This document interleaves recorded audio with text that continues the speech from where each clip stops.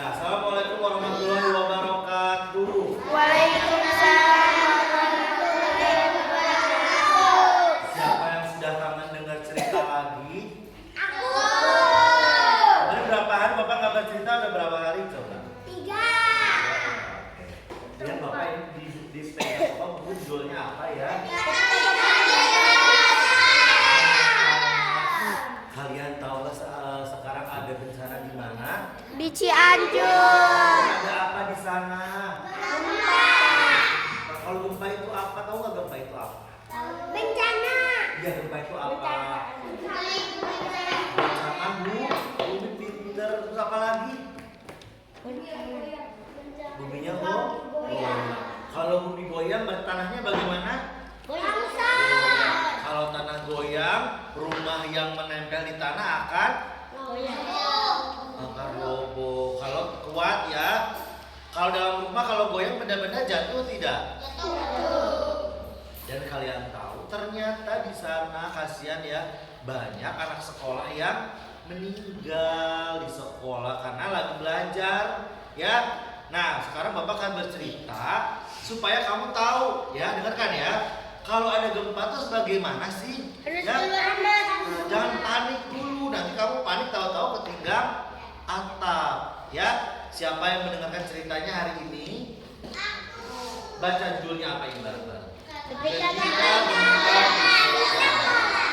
Ya, ini gambarnya ceritanya ada lampunya bagaimana nih? Kalau ada gempa, lampunya bagaimana? Goyang ya. Gitu ya. Nah,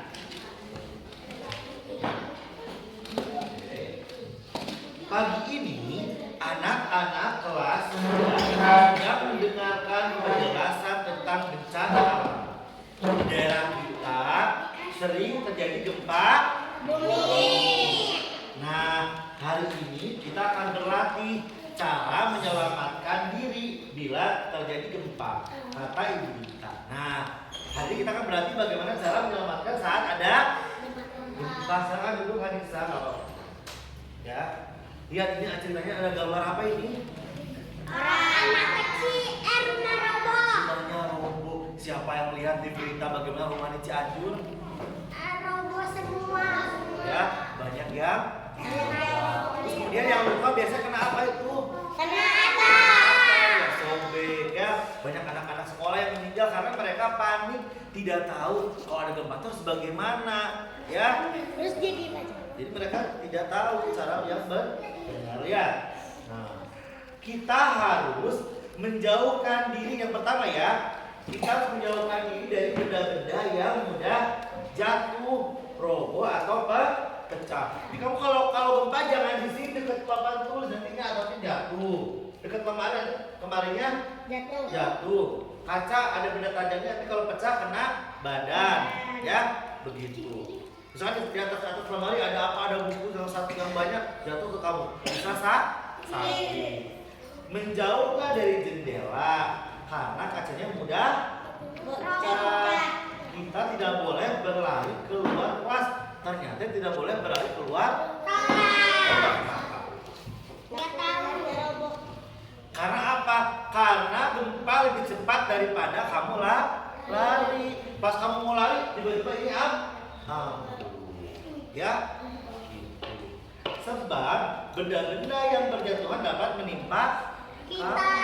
Ya, misalkan di plafon ya, genteng, kita udah genteng ini pakai apa? Ya. Tapi kalau ini yang seng-seng itunya kan berat, ya nanti ada yang pakunya tajam bisa kena kepala. Kemudian, namun sayangnya anak-anak ketakutan, beberapa berlarian dan memeluk Ibu Dita. Sementara itu, Putri menangis sambil memegangi dadanya. Putra tidak mau ikut berlatih, mereka ketakutan seolah-olah terjadi gempa, padahal hanya berlatih. Ya, lihat nih, Ibu Dita mencoba menenangkan. Ia menjelaskan kalau latihan ini sangat penting agar pada saat gempa kita sudah tahu cara menyelamatkan diri. Ketika teman-temannya sudah tenang, Putri masih menangis. Ibu Dita dan teman sekelas menyemangati Putri agar ikut berlatih. Jadi kalau kita berlatih nih ya sekarang, supaya kamu kalau ada gempa bisa Melindungi melindungi diri sendiri. Jangan panik ya. Ya. Yang pertama, yang kedua ya. Ketika semua telah siap, bel dipukul sebanyak 3 kali. Latihan pun dimulai. Ya, ini ada anak lagi bersembunyi di mana? di kolong meja. Kolong meja. Kenapa harus bersembunyi di kolong meja? Kira-kira?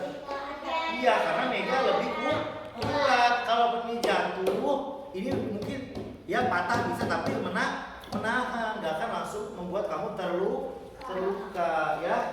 Pada saat gempa ada 3 langkah yang harus dilakukan. Pertama apa ini? Berlutut ya. Semua anak berlutut di bawah meja. Jadi nanti kalau seandainya dengerin ya, kamu nih di rumah, di sekolah, kalau ada gempa tiba-tiba kamu langsung nyari ke kolong meja, berlutut ya gitu.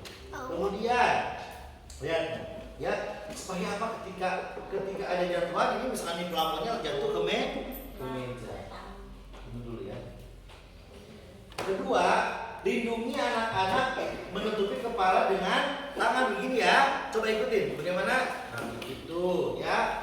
Ketiga, pegang salah satu ya, ketika satu tangan menutupi kepala, tangan lain memegangin kaki dipegang supaya tidak bergeser ya. Gitu. Ya, menunggu sampai getaran berakhir. Anak-anak, gempa itu tidak ada yang lama. Ya, hitungan detik. Ya, tapi bayangkan menghancurkan. Karena yang namanya ini ya rumah, ini kan ada pondasi, tahu pondasi rumah. Nempelnya kemana? Ke tanah, kotor. Pondasi rumah nempelnya kemana?